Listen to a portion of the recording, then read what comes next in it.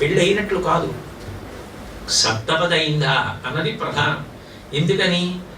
సప్తపదిలో ఇద్దరూ కలిసి గృహస్థాశ్రమాన్ని ఎలా పండించుకోవాలన్న దాని మీద మాట్లాడుకుంటారు. అందులో అంటారు, సుమన సమానవు, మనిద్దరం కూడా మంచి మనస్సులతో ఉందాం.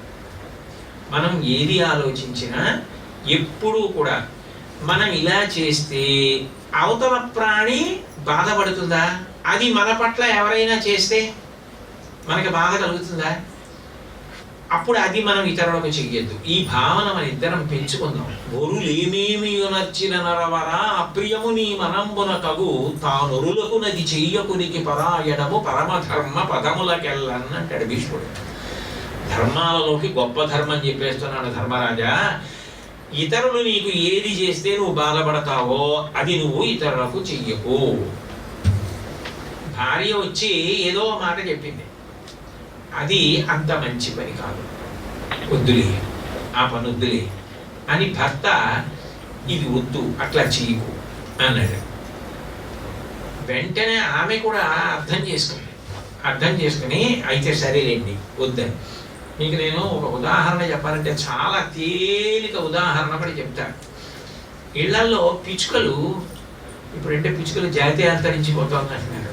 ఇళ్లలో పిచ్చుకలు గూళ్ళు పెట్టేస్తాయి, ఎక్కడ పడితే అక్కడ గూళ్ళు పెట్టే. ఏ నెలల్లో ఎక్కడికో వెళ్ళొచ్చాడు. అక్కడికి ఎక్కడ చూసినా పిచ్చుకలు రొదే గుడ్లు పెట్టేసాయి, పొదిగేసాయి, పిల్లలు వచ్చేసాయి. వాటికి ఇంకా రెక్కలు రాలేదు, చిన్ని పిల్లలు, రెక్కలు లేవు కదా, కూ కూ కూ కూ కూ కూ అరుస్తూ ఉంటాయి.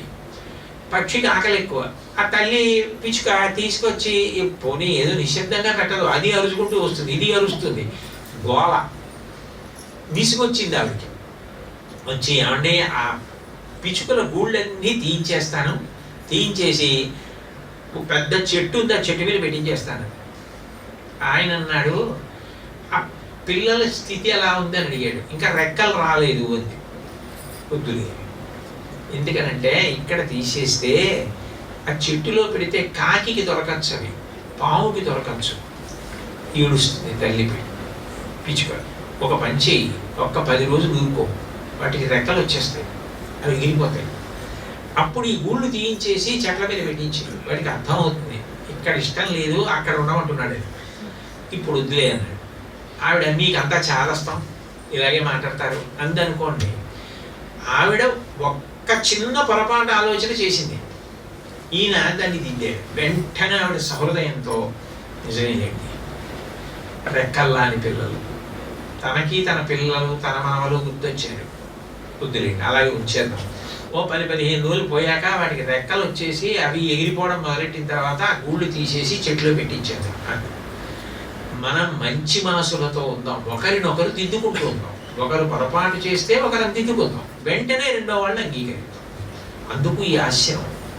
అంతేగాని ఒకళ్ళు చెప్తే అబ్బెబ్బే నీ చెప్పిందే ఒప్పు, నువ్వు చెప్పింది తప్పు, ఈ మూర్ఖత్వం కోసం కాదు స్మా. కాబట్టి సుమన సమానవు సఖా సప్తపదా భవ, 7 అడుగులు వేస్తున్నాను నీతో, నువ్వు నాకు సఖివిగా, నేను నీకు సఖుడనవుతాను. మన ఇద్దరం జీవితాంత స్నేహితుల్లా ఉంటాం, అంత గౌరవించుకుందాం ఒకళ్ళనొకళ్ళు, అంత అపూర్వంగా బ్రతుకుదాం. సఖ్యంతే గమేయం సఖ్యాత్, సహవాసం, కలిసి మనం ఒక ఇంట్లో అట్లాగే ఉండి ఒకే మంచంలో పడుకొని ఇద్దరం కలిసి తిని, దీనివల్ల ఏమవ్వాలంటే మన సఖ్యత పెరగాలి, ప్రేమ పెరిగిపోవాలి. ఇద్దరం పక్క పక్కన ఉన్నప్పుడు సంతోషం, దూరంగా ఉన్న నా మనసులో